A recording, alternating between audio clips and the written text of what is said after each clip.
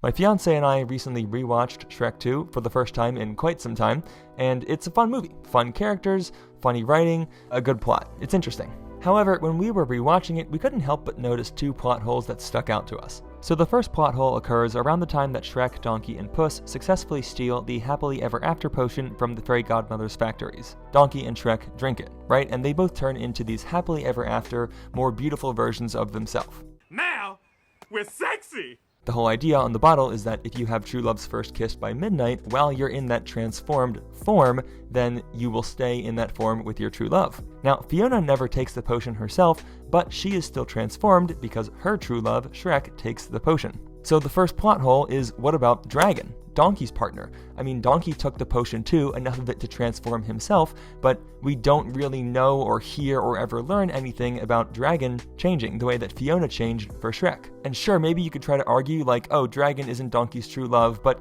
come on, they literally have kids together at the end of the movie. It doesn't even have to be a main focus of the movie, but imagine like a 10-second cutaway bit where they just show Dragon turning into, I don't know, a griffin or something, and she just looks around confused, and then it cuts back to Donkey and Shrek and Puss. Now, I suspect the reason that nothing like this was included was, well, maybe they just forgot. But it's also possible the writers realized that showing Dragon being affected by the potion is a bit of a spoiler, because at this point in the movie, we actually don't know if Donkey and Dragon are together. Shouldn't you be getting home to Dragon? Oh, yeah, that. I don't know, she's been all moody and stuff lately. Ignoring how terrible that is by Donkey, especially because she's pregnant, the point is that showing Dragon transforming from Donkey having drank the potion would have been a small spoiler for the fact that they do wind up together at the end of the movie and they're each other's true loves. Even so, they still could have easily addressed this big plot hole without spoiling them being together. Like, check out this scene in the end when Dragon is telling Donkey he's a father. Sorry, too. I should have stayed, but Shrek had this thing he had to do in a... What? Say that one more time. What are you talking about? Are you serious?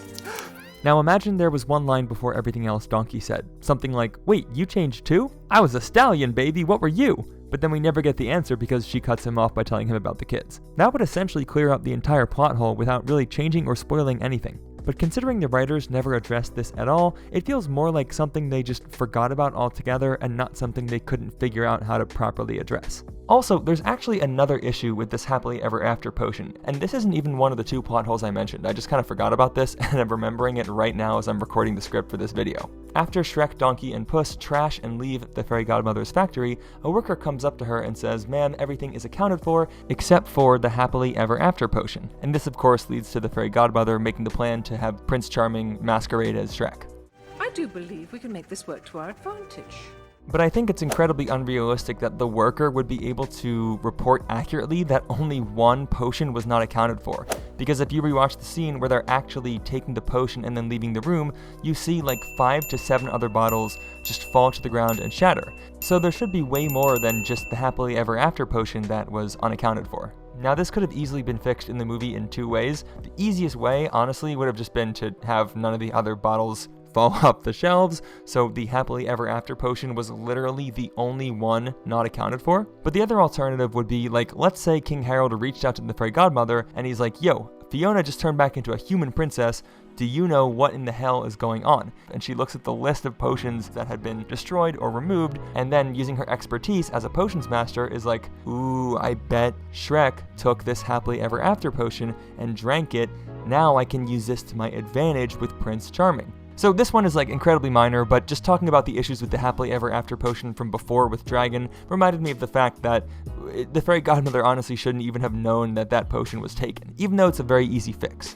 Anyway, that interruption aside, the other plot hole that my fiance and I discovered, well, it's not so much a plot hole as it is just a poor storytelling decision. Because of the potion that Shrek drank, if Fiona kisses her true love by midnight, she will stay in her human form. So of course the fairy godmother is like, oh, send Prince Charming down there, pretend he's Shrek, and have Fiona kiss him. And this isn't really a great plan because Prince Charming is not Fiona's true love and they don't have chemistry. And that's something that King Harold mentions to the fairy godmother.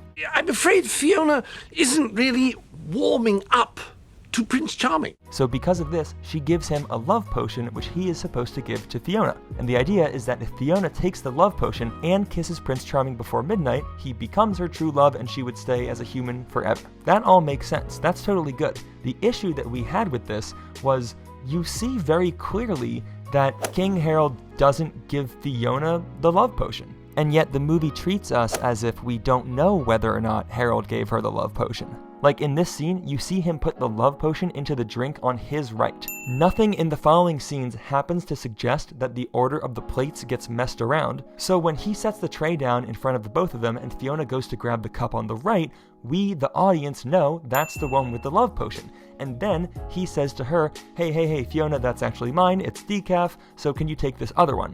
The movie essentially tells us through that scene, he didn't give her the drink. But the problem is the rest of the movie treats us like we don't actually know what happened. When we eventually see her kiss Prince Charming later, all of the characters in the movie are freaking out because they don't know what's gonna happen, right? But we, the audience, know that Fiona didn't take the love potion, so even though they kissed before midnight, it doesn't matter because she didn't take the love potion and he's not her true love. It's very odd that this movie kind of explicitly showed us that the dad did not give the love potion to Fiona, but then acts like we're supposed to be surprised when she doesn't fall in love with Charming after kissing him. And here's the thing, this entire issue would have been avoided altogether if the movie just didn't show us the cup that Harold put the love potion into. Like, imagine if they just showed us the close-up of him unbottling the potion, and then they just cut to the scene where he starts to give it to Fiona. It's still clear he knows which one the potion is in because he redirects Fiona's hand, but we, the audience in that scenario, would be unsure whether or not he actually gave her the one with the potion. This would have been a really simple way to just keep the mystery alive without having to even change any of the things that they already animated or included in the film. Now, I will say that I would imagine that the vast majority of people, when watching this movie for the very first time, just don't notice that you can actually track the cup that the love potion is in. I mean, I know I certainly didn't when I first watched this movie, but I still just find it odd that they give you the opportunity to spoil the movie for yourself just for being observant.